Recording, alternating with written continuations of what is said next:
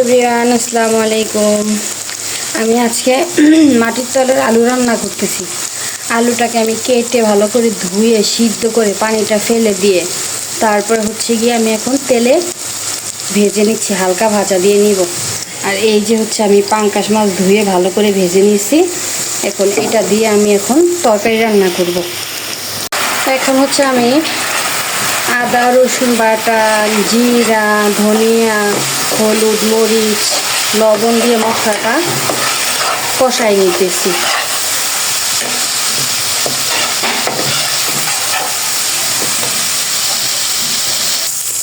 এই যে আমার মশলাটা কষানো হয়ে গেছে। আমি একটু তেলটা কম দিছি, কারণ হচ্ছে আমি আলুটা তো পুরো তেলে ভেজে নিয়েছি। এখন আমি আলুটা দিয়ে দেব। এখন এটাকে হালকা একটু পানি দিয়ে কষাবো। অল্প একটু পানি দিয়ে দিলাম। এখন এটাকে কষায় তারপর পানি দিয়ে মাছটা দিয়ে দিব। এই যে আমার তরকারিটা কষানো হয়ে গেছে, এখন আমি পানি দিয়ে দিব।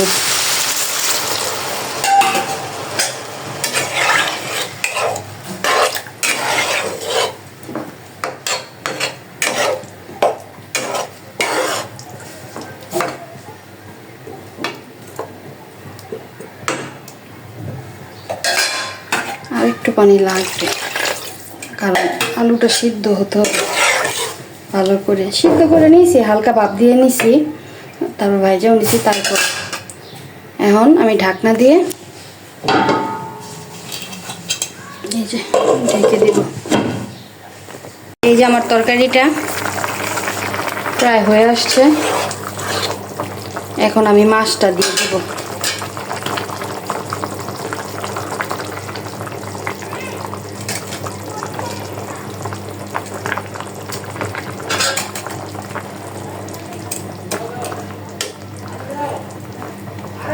তরকারিটা হয়ে গেছে।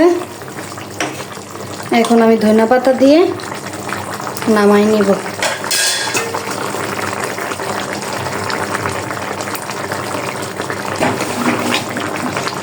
এই যে আমার তরকারি হয়ে গেছে। এখন আমি চুলাটা বন্ধ করে দিব। এই যে মাটির নিচের আলু রান্না করছি, এখন এটা দিয়ে আমি ভাত খাবো।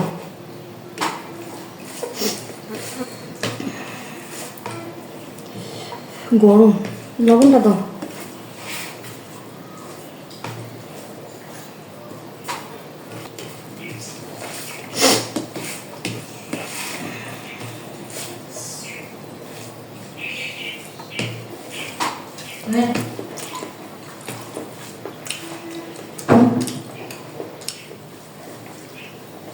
বিসমিল্লাহ।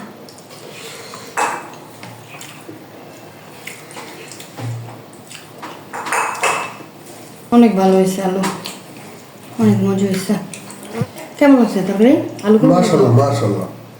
মাটির নিচের আলু যদিও কখনো খাইনি, অনেক আগে খাইছিলাম, কিন্তু এগুলো ভালোই টেস্ট। এই তো মানে পুষ্টিগুণ বেশি।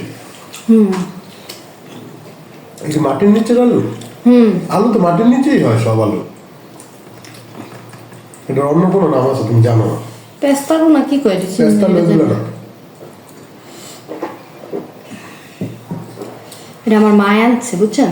এটা ঘাস আলু কয় সম্ভবত। হতে পারে মা আনছে, মায়ের না। অর্ধেকটা বেশি, অর্ধেক মায়ের রাখছে। পান গাছের মতন একটা ইয়ে হয় না? মানুষ কম দেখে। হ্যাঁ, পান গাছের মতন একটা লতার গাছ হয় না? দর্শক কেউ যদি জানেন এটার নাম জানেন তো? কিন্তু খাইতে অনেক টেস্ট, মজা।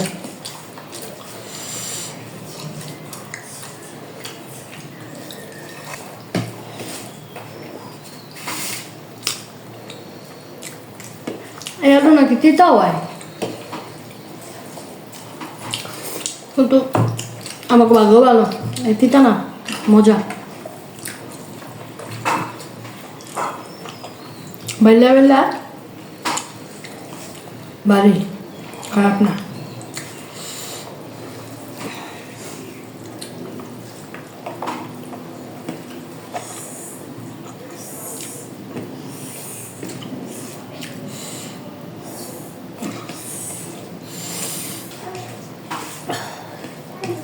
মজা পেলাম তরকারিটা খাইয়া, ভাল লাগছে আলুটা।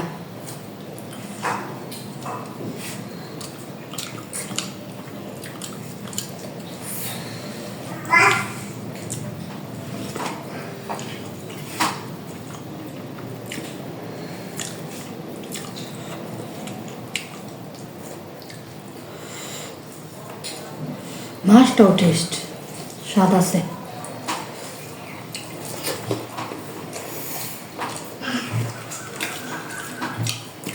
সামুদ্রিক পাঙ্গাস খাইতে হবে। সামুদ্রিক পাঙ্গাস পাওয়া যায়নি।